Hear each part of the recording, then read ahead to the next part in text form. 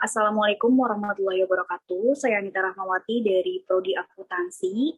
Di sini saya akan mempresentasikan mengenai uji studi kasus modul 3 siklus persediaan, pergudangan, dan pembayaran utang PT Sugus.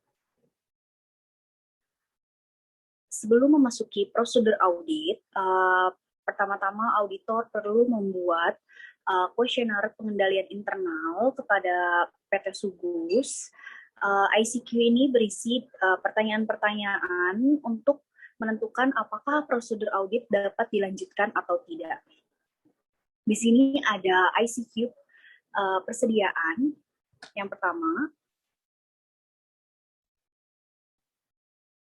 ICQ persediaan ini berisi 22 pertanyaan mengenai siklus persediaan. Saya akan membacakan salah satunya. Apakah persediaan dipisahkan atas kelompok bahan baku, barang dalam proses, barang jadi atau dagang, dan bahan pembantu dan suku cadang? PT Sugus menjawab ya, yang artinya persediaan dipisahkan menjadi 4 kelompok. Kemudian, apakah persediaan diatur secara rapi dan tertib? PT Sugus menjawab ya.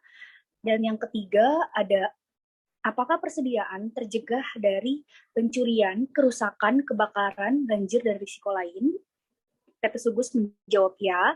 Kemudian, apakah secara berkala dicocokkan dengan kartu gudang? Dan jawaban dari PT Sugus adalah ya, yang artinya PT Sugus mempunyai kartu gudang. Kemudian, auditor membuat ICQ mengenai pembelian dan utang. Di sini ada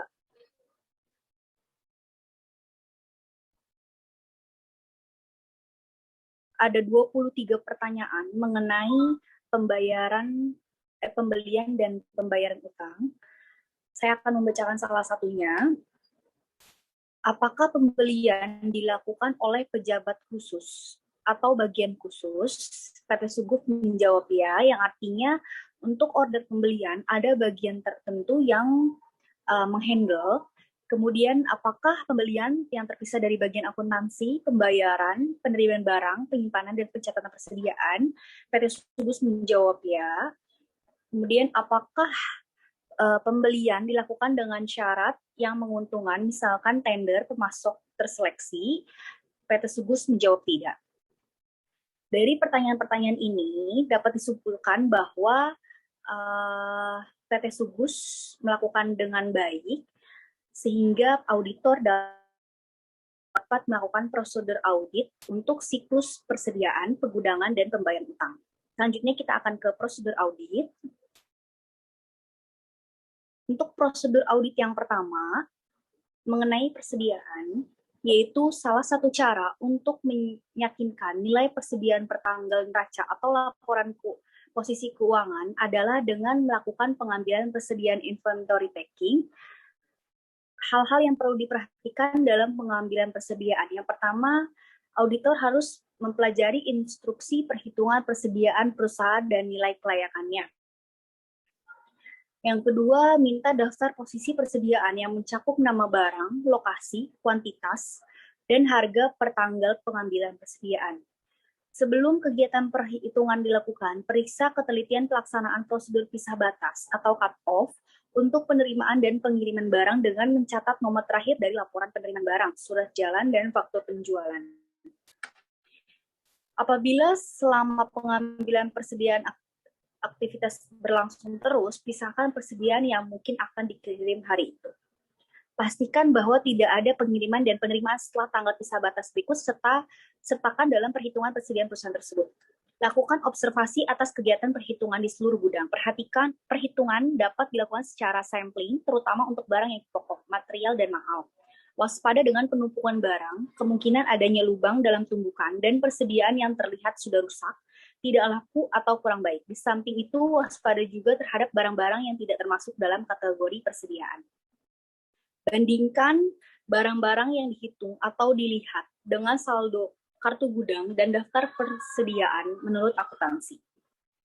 Kemudian pastikan bahwa semua instruksi dalam pengambilan persediaan telah dilaksanakan dengan baik. Yang terakhir, apabila pengambilan persediaan dilakukan sebelum tanggal neraca atau laporan posisi keuangan, dilakukan prosedur penarikan maju, trace forward, ke tanggal neraca atau laporan posisi keuangan. Sedangkan apabila pengambilan persediaan dilakukan setelah tanggal neraca atau laporan posisi keuangan, maka dilakukan prosedur penarikan mundur atau trace back ke tanggal neraca atau laporan posisi keuangan dan buat kertas kerjanya. Tanda checklist ini berarti auditor telah melakukan prosedur audit tersebut dari prosedur audit yang pertama yang tidak dilakukan oleh auditor hanya prosedur terakhir. Kemudian untuk prosedur audit yang pertama ini, kita akan ke indeks FF1. Di sini ada tabel atau kolom yang dibuat oleh auditor untuk memudahkan temuan-temuan dari persediaan di PT Subus. Di PT Subus ini terdapat 5 temuan yang dapat auditor selesaikan. Yang pertama, bahan baku polivinil selisih sebanyak 90 kg disebabkan karena bahan baku tersebut dicuri dan sampai dengan akhir tahun belum diadakan penyesuaian terhadap persediaan tersebut. Atas temuan berikut, auditor perlu melakukan penyesuaian atau koreksi terhadap bahan baku polivinil. Di sini untuk bahan baku polivinil, jumlah fisik dari bahan baku tersebut sebanyak 1.560, sedangkan menurut catatan kartu gudang, jumlah polivinil adalah 1.650 dengan perbedaan 90 kg. Perbedaan tersebut adalah barang yang hilang atau dicuri, barang yang hilang dicuri yang belum penyesuaikan oleh PT Subus. Kemudian yang kedua, bahan baku PS selisih sebanyak 500 kg disebabkan karena adanya pembelian tanggal 29 Desember 2018 dari PT Delta belum diterima faktur pajaknya sehingga belum dibukukan sebesar 8.800.000 termasuk PPN.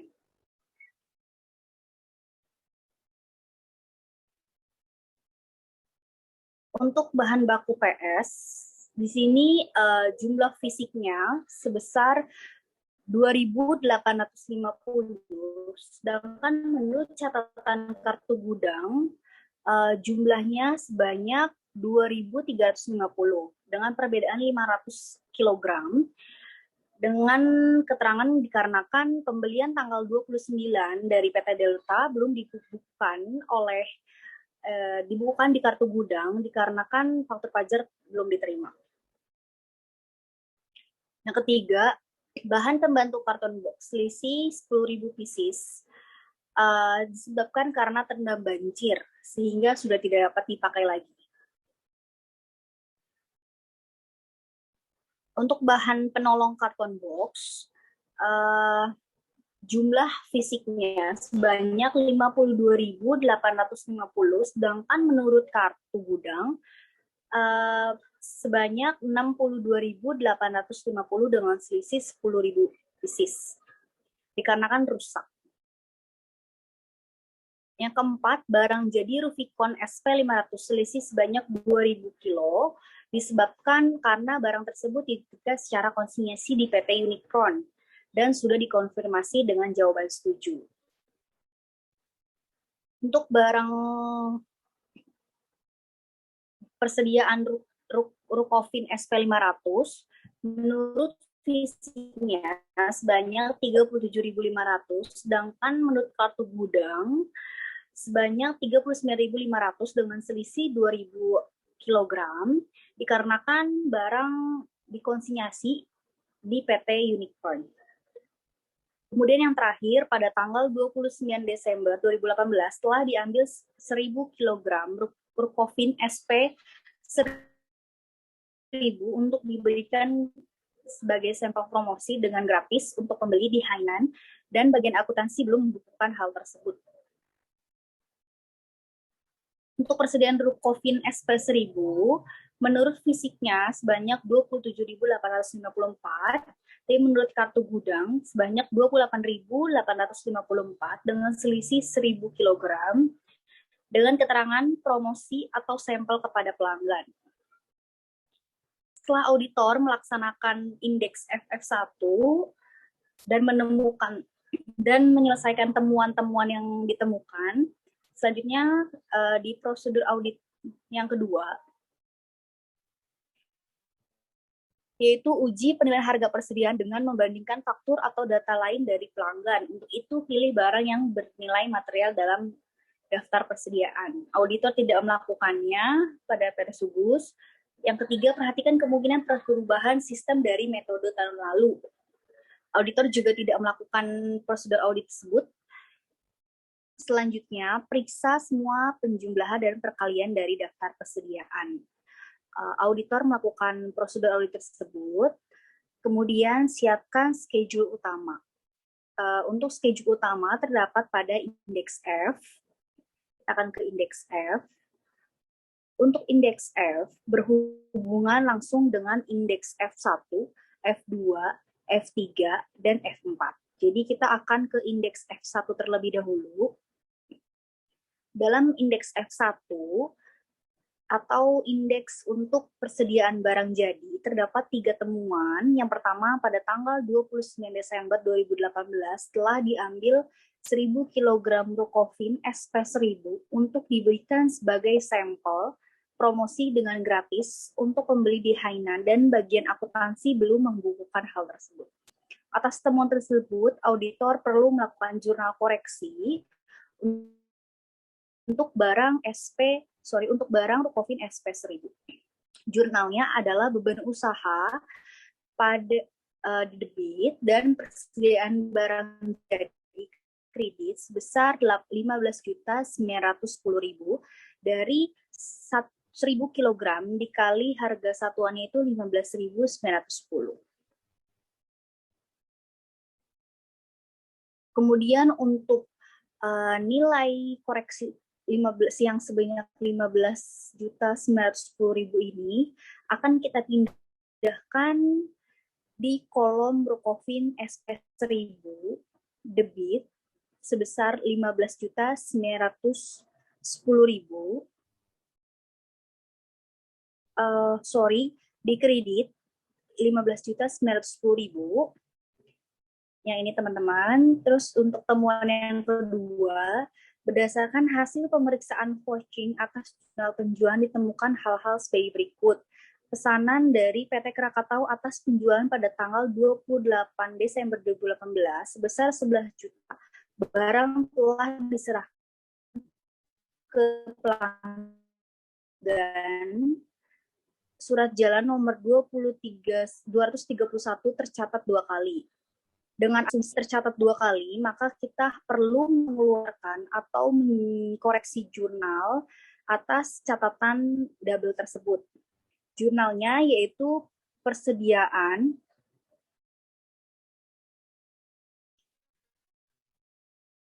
debit pada harga pokok penjualan kredit sebesar 7 juta 900 dari 500 kg dikali harga satuannya itu 15.910.000. Untuk posisi persediaan barang jadi ini akan kita pindahkan di kolom debit dengan koreksi jurnal nomor 9 dan barangnya itu SP1000 juga.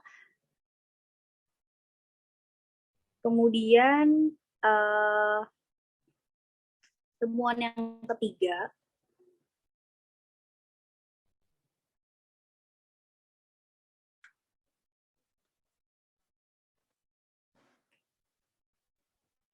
untuk temuan yang ketiga, PT Sejahtera menjawab tidak setuju pada tanggal 21 Januari 2019 sebesar 85.871.500 karena adanya penjualan tanggal 28 Desember 2018 sebesar 20 juta batal dikirim ke gudang langganan sebab telah ditutup dan barang tersebut dikirim lagi tanggal 3 Januari 2019.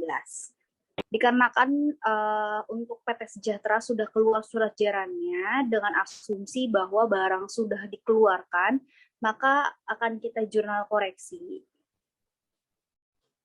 Di sini jurnalnya adalah persediaan barang jadi, debit, kemudian kreditnya harga pokok penjualan, yaitu sebesar 15.910.000 dari 1.000 kg dikali harga satuannya 15.910.000. Untuk nilai persediaan di debit 15.910.000 ini akan kita pindahkan di kolom debit, koreksi debit untuk barang Rukofin SP 1000. Setelah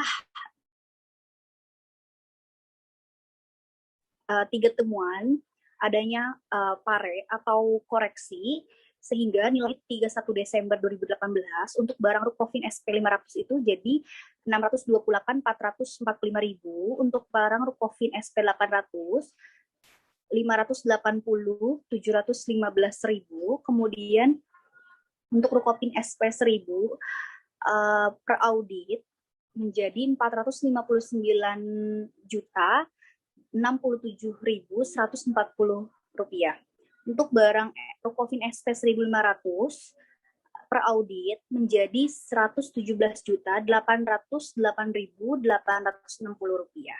Sehingga total barang persediaan jadi menjadi 1.076.036.000. Angka tersebut akan kita pindahkan ke schedule F1. Ini untuk schedule F1 itu ada koreksi debit sebesar 23.865.000 dan kredit 15.910.000, sehingga nilai per auditnya menjadi 1.786.036.036.000. Selanjutnya untuk indeks F2, di sini ada satu temuan, yaitu berdasarkan hasil pemeriksaan laporan batch produksi 377 ditemukan kekurangan pembebanan upah buruh pabrik yang belum dibayar dari tanggal 26 sampai 29 Desember 2018 selama 4 hari, yang pembayarannya dilakukan pada tanggal 3 Januari sebesar 15 juta. Atas temuan tersebut, auditor melakukan koreksi jurnal, yaitu persediaan barang dalam proses debit, biaya yang masih harus dibayar atau utang, kredit sebesar 15 juta. Kenapa upah langsung itu diasumsikan sebagai persediaan barang dalam proses? Pada buku 1 halaman 90, upah langsung termasuk dalam komponen barang dalam proses.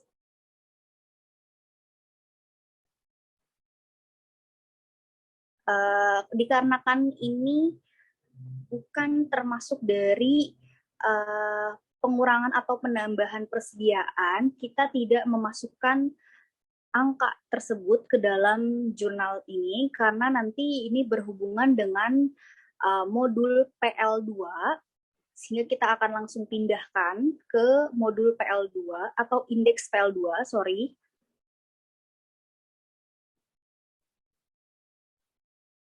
Dalam indeks PL2,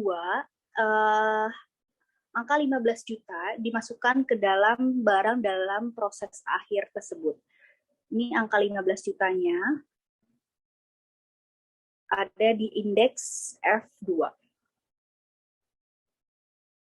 Kemudian selanjutnya kita akan bahas di F3. Untuk indeks F3 ditemukan 2 temuan. Yang pertama, bahan baku polivinil selisih sebanyak 90 kg disebabkan karena bahan baku tersebut dicuri. Indeks F3 ini adalah persediaan bahan baku. Jadi kita akan jurnalkan beban lain-lain, debit, persediaan bahan baku kredit sebesar 1.350.000, yaitu dari 90 kg dikali 15.000 harga satuannya. Untuk itu kita akan koreksi atau pindahkan ke tabel di atas.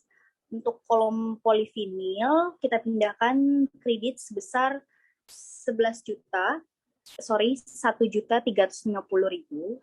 sehingga nilai per audit dari polivinil menjadi 23.400.000. Yang kedua, bahan baku PS selisih sebanyak 500 kg disebabkan karena adanya pembelian tanggal 29 Desember dari PT Delta belum diterima faktur pokoknya, faktur pajaknya, sehingga belum dibukukan sebesar 8.800.000 termasuk PPN.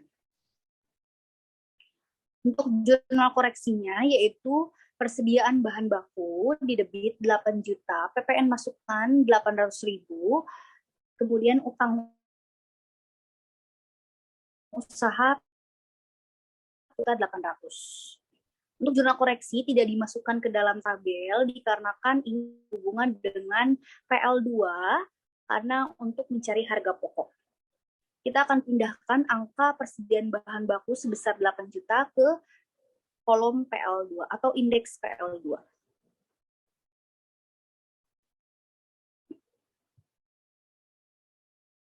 Di sini teman-teman saya sudah memasukkan 8 juta untuk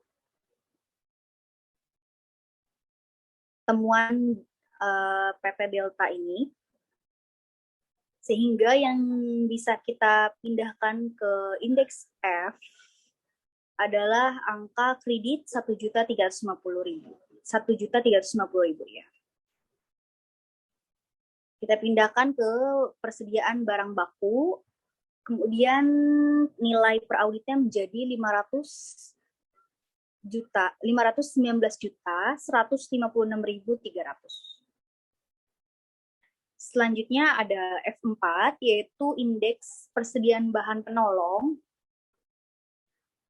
Didapat satu temuan, yaitu bahan pembantu karton box selisih sebanyak 10.000 pieces disebabkan karena terendam banjir, sehingga sudah tidak dapat dipakai lagi. Jadi auditor perlu melakukan koreksi jurnal, yaitu beban lain-lain debit pada persediaan bahan baku penolong kredit sebesar 11 juta, yaitu didapat dari 10.000 pieces dikali harga satuan 1.100. Kemudian pada persediaan bahan penolong ini kita pindahkan ke kolom tabel. Ini untuk karton box, kredit sebesar 11 juta, sehingga nilai per auditnya menjadi 57.838.000. Angka tersebut akan kita pindahkan di indeks F untuk persediaan bahan baku penolong kredit 11 juta, sehingga nilai per auditnya menjadi 126.843.600 rupiah. Atas temuan-temuan tersebut, indeks F atau indeks persediaan dari nilai per klien 31 Desember 2018 2.726.538.700 setelah dilakukan koreksi menjadi per audit 31 Desember 2018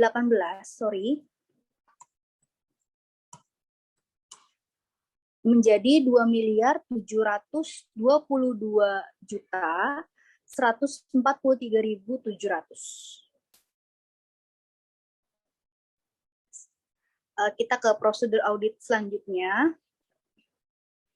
Minta daftar persediaan yang mencakup nama barang, kuantitas, dan harga pertanggal neraca dari laporan posisi keuangan serta cocokkan dengan buku besar.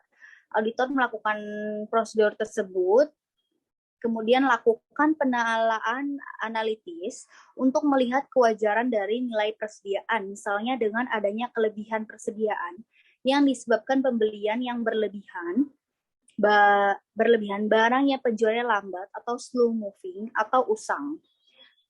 Auditor telah melakukan prosedur audit pada indeks ARP 1.1 di modul sebelumnya. Selanjutnya, pastikan bahwa barang dalam perjalanan telah dibuka sesuai dengan statusnya, yaitu syarat pembelian seperti pembelian franko gudang si penjual, FOB shipping point, atau pembelian franko gudang si pembeli, atau FOB destination point. auditor telah melakukan prosedur audit tersebut. Yang ke-9, dapatkan konfirmasi untuk persediaan di luar kompleks perusahaan. Pastikan juga apakah ada bagian dari persediaan yang dijaminkan.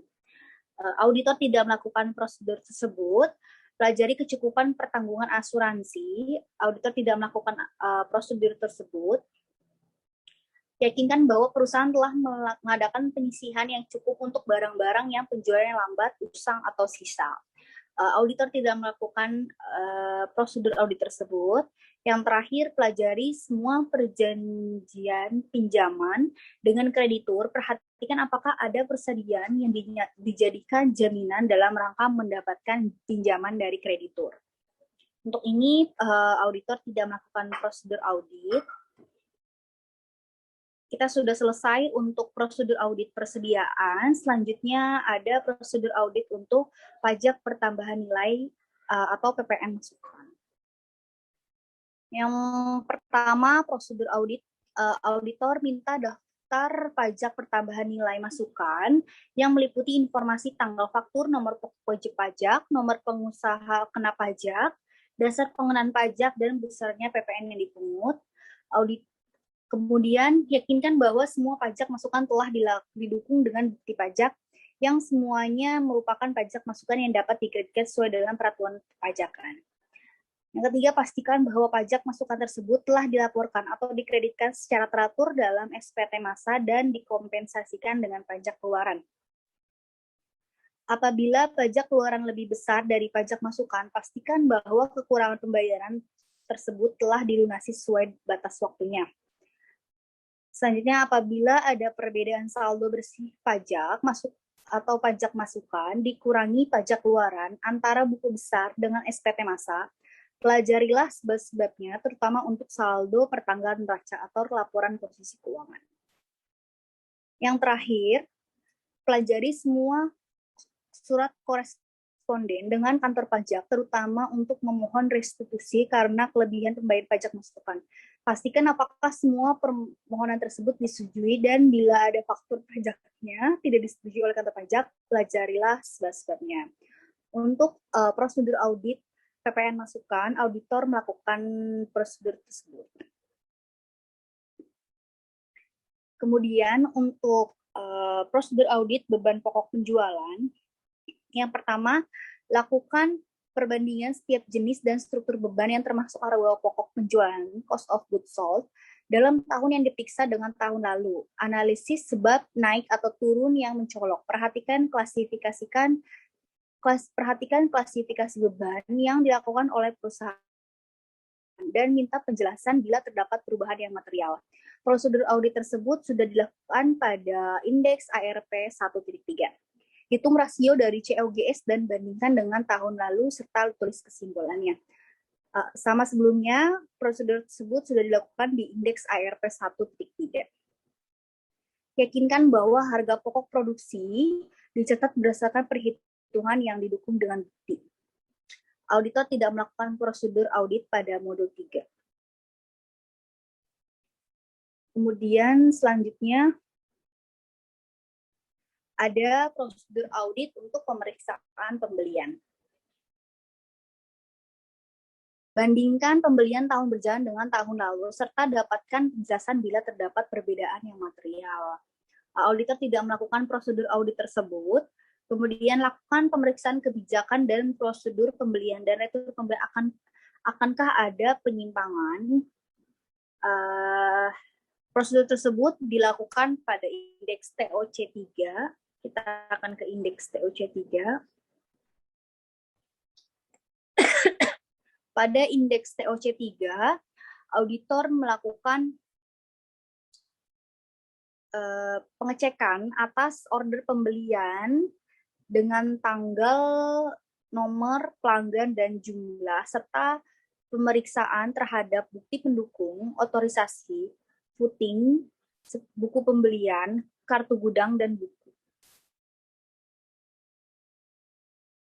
Saya di sini akan mencontohkan salah satunya saja. Di sini ada surat pembelian bahan baku. Ini adalah bukti surat permintaan pembelian bahan baku dengan nomor 757. Saya akan mencontohkan untuk pembelian EPO. Di sini EPO ada permintaan sebesar 5.521 kilo pada tanggal 17 Desember. Kemudian ada 2 order pembelian atas barang EPO. Yang pertama ada PT Elang dengan nomor order pembelian 000280 tanggal 29 Desember sebanyak 1.840 kg dengan harga satuan 16.300.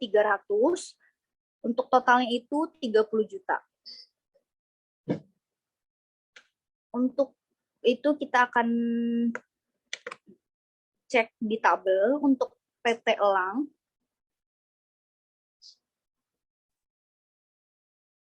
Nomor order 280 sama. Kemudian tanggalnya 29 Desember.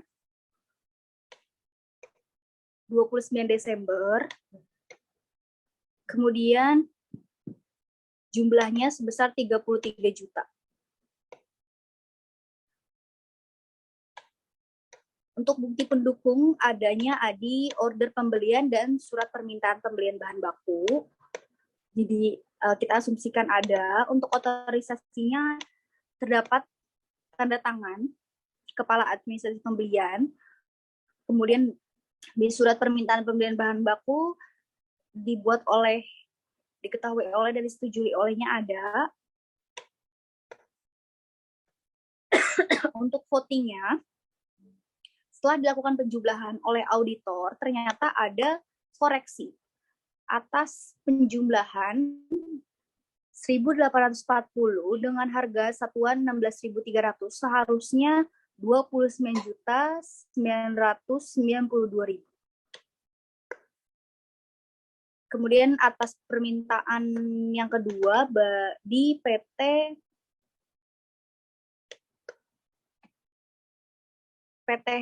Hero dengan nomor ordernya 283, kita akan cek di atas. PT Hero nomor 283, kemudian tanggalnya 29 Desember. Kuantitasnya 3.681 dengan harga satuan 16.300, jumlahnya 60 juta.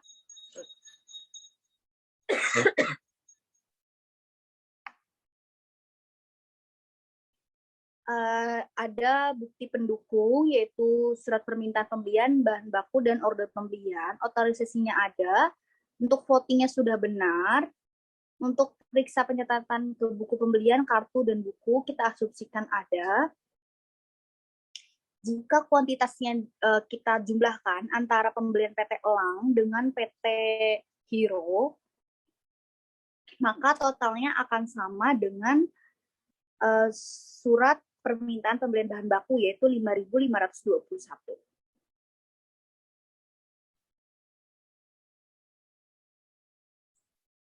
Untuk prosedur selanjutnya, lakukan pemeriksaan terhadap pembelian dari pihak yang mempunyai hubungan istimewa atau afiliasi, terutama untuk penetapan harga beli dan jumlah transaksi selama tahun berjalan. Auditor tidak melakukan prosedur tersebut. Lakukan pemeriksaan atas pembelian secara acak atau random pada tahun berjalan dengan memperhatikan faktur pembelian, baik jumlah, harga, syarat pembelian dengan menunjukkan pada pesanan pembelian dan laporkan penerimaan barang. Sedangkan untuk retur pembelian, perhatikan memo debit baik jumlah maupun harga dengan menunjukkan pada pesanan pembelian, laporan penerimaan barang, dan faktur pembelian. Prosedur tersebut sudah kita lakukan barusan, yaitu pada TOC 3 yang saya jelaskan.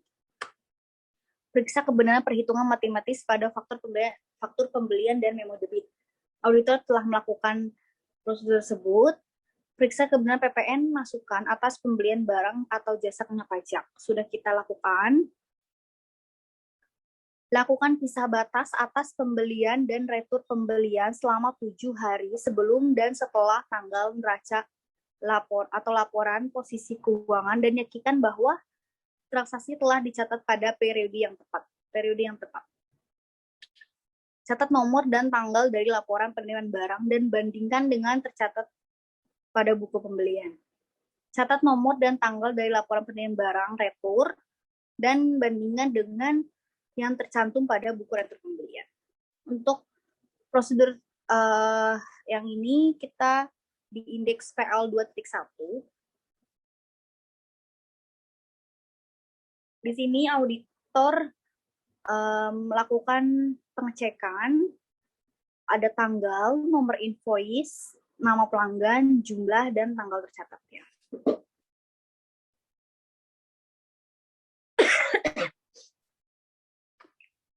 Selanjutnya, apabila pembelian telah dicatat untuk barang yang berada pada gudang penjual, maka periksa kontak pembeliannya. Auditor tidak melakukan prosedur tersebut.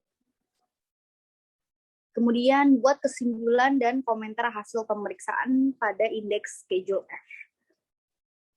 Menurut auditor, saldo persediaan disajikan secara wajar dan sesuai dengan standar audit keuangan yang berlaku umum.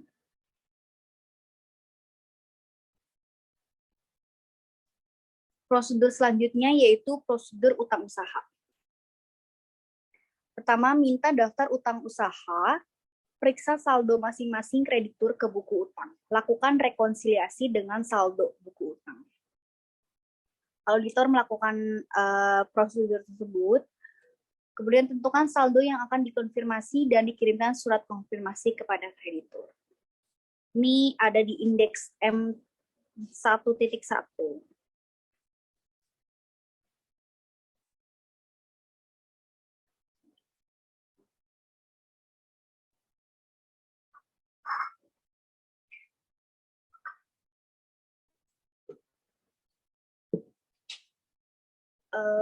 Hasil konfirmasi, ada di indeks M1, saya satukan.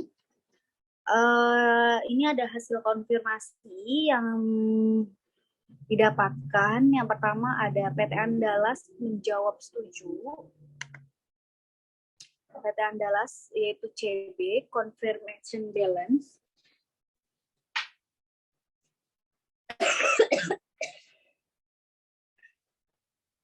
Kemudian PT Berkat, RD,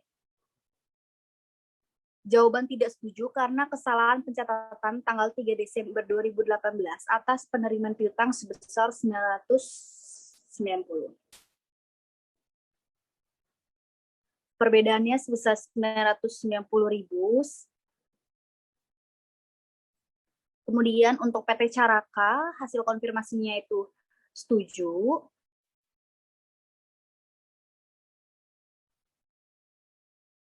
Untuk PT Delta, jawaban tidak setuju karena adanya pembelian bahan baku PS yang belum dicatat 8.800.000 pada tanggal 31. Hasil konfirmasinya RD, perbedaannya 8.800.000.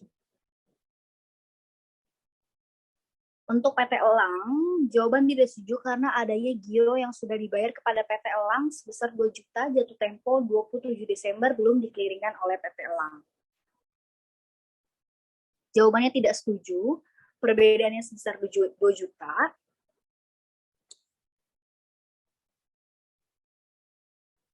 Untuk PT Fitria, Gaya, Hero, dan Indah menjawab setuju. Sehingga dari hasil konfirmasi terdapat perbedaan sebesar 9.810.000.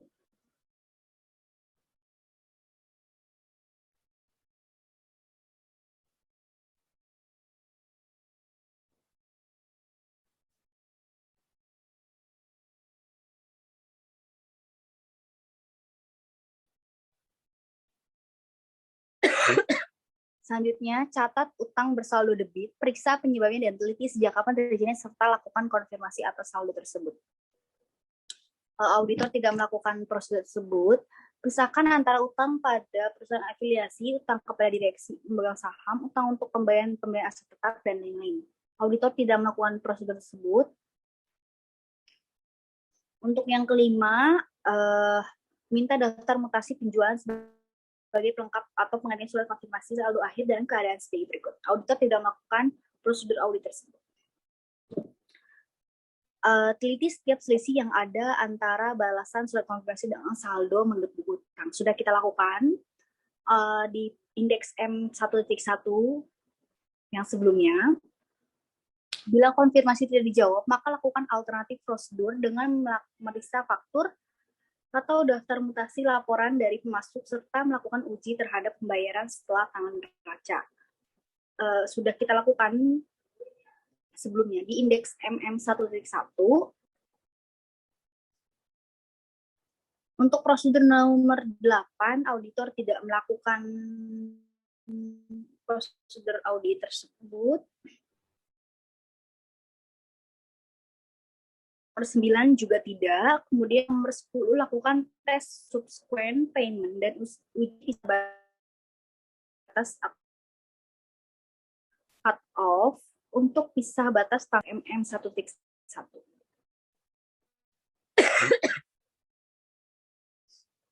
Terakhir, buat kertas kerja dan kesimpulan hasil pemeriksaan. Ada di M1. Atas hasil konfirmasi di atas, auditor perlu melakukan jurnal koreksi, terutama untuk jawaban yang tidak setuju, yaitu PT Berkat. Atas jurnal koreksinya adalah utang usaha PT Berkat, debit, piutang usaha PT Berkat kredit sebesar 990.000, kemudian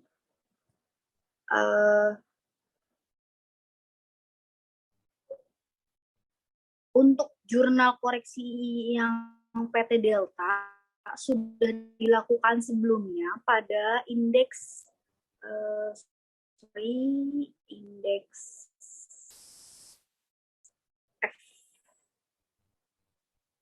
F3. Jadi kita tidak perlu jurnal lagi.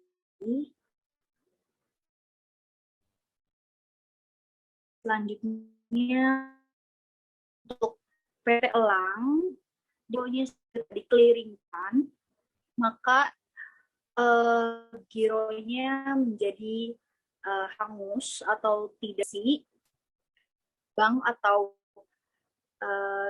kas dan setara kas debit pada utang usaha PT Elang Kredit sebesar 2 juta. Atas jurnal koreksi tersebut, kita pindahkan ke kolom yang tersedia. Untuk PT Berkat, debit 990.000, untuk PT Delta 8.800.000 kredit, kemudian untuk PT Elang sebesar 2 juta kredit. Sehingga nilai utang usaha per klien 31 Desember 2018 sebesar 1.200.069.116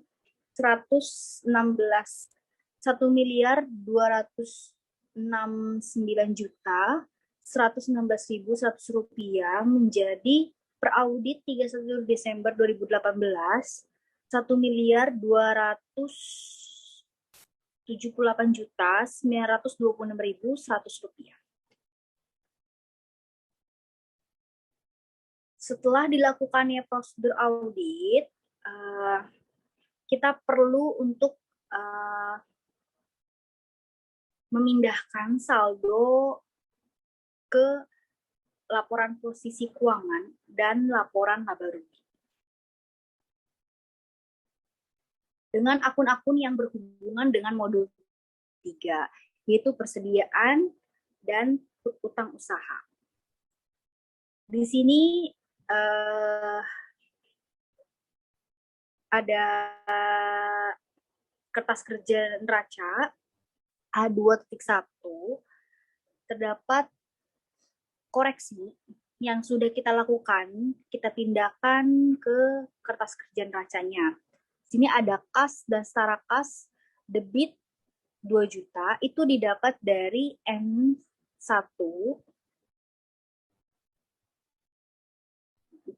banknya debit, jadi angka ini kita pindahkan ke kas dan kas, kreditnya tidak ada, untuk investasi tidak ada, kemudian untuk piutang usaha ada pemindahan kredit sebesar 990.000 itu didapat dari M1, indeks M1 ini atas piutang usaha PT Berkat.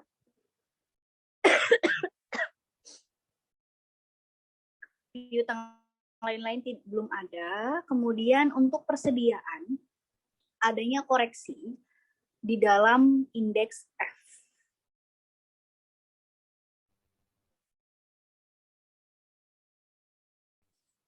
Untuk persediaan adanya koreksi di debit 23.865.000, kemudian kredit 28.260.000. Kita pindahkan ke kertas kerja neraca. Debitnya dan kreditnya.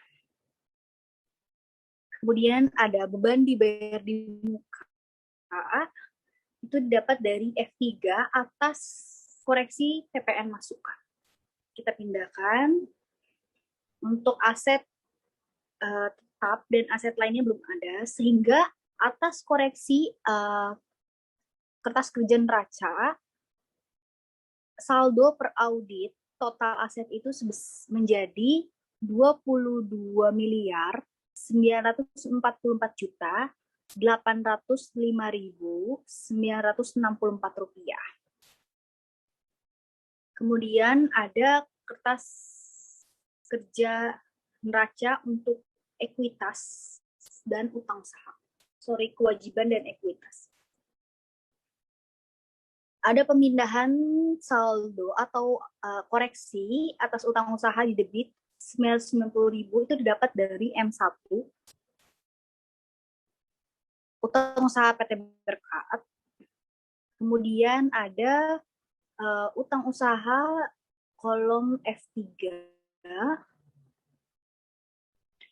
utang usaha PT Delta, dan M1,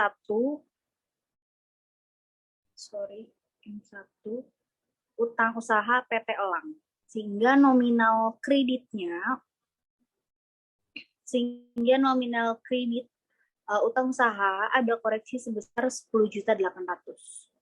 Sehingga nilai utang usaha per audit 31 Desember 2018 menjadi 1.278.926.100 rupiah.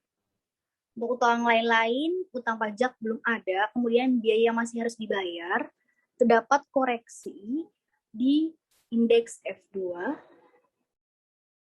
yaitu ini, atas upah yang belum dibayar sebesar 15 juta, kita pindahkan, sehingga nilai biaya masih harus dibayar per audit itu menjadi 177.088.980 rupiah. Untuk kewajiban jangka panjang belum ada koreksi di modul 3. Kemudian untuk ekuitas kita akan melewatkan dulu. Kita ke laba ruginya dulu. Di sini untuk beban pokok penjualan ada koreksi. Seperti yang saya bilang tadi, di indeks PL2 itu ada koreksi atas persediaan sehingga harga pokoknya menjadi berubah atau adanya koreksi. Koreksi atas 8 juta dan 15 juta yang tadi saya jelaskan menyebabkan harga pokok penjualan menjadi 33.239.197 juta. 33.239.197.959. Kemudian ada tambahan untuk koreksi di F1, indeks F1. Ada koreksi atas harga pokok untuk 7 juta dan 15 juta. sehingga nilai beban pokok penjualan per audit 31 Desember 2018 menjadi 33 miliar 215 juta 332.959. Untuk beban usaha terdapat koreksi atas F1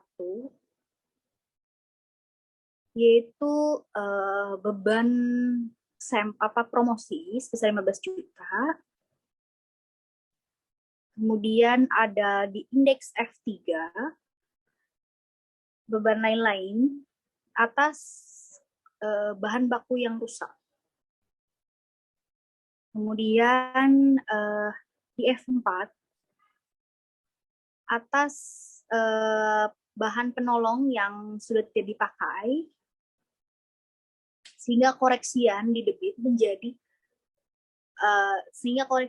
itu ada 28.260.000. Atas koreksi beban usaha per audit 31 Desember menjadi 2.658.954.255 rupiah. Dari koreksi di atas menyebabkan laba neto menjadi 3.427.757.644. Terus koreksi tersebut kita pindahkan di kolom A3.2. Untuk laba tahun berjalannya, ada pengurangan di debit 27.395, yaitu selisih antara laba neto berjalan dengan laba per klien. Sehingga laba tahun berjalan itu sama dengan laba neto di kertas kerja laba rugi.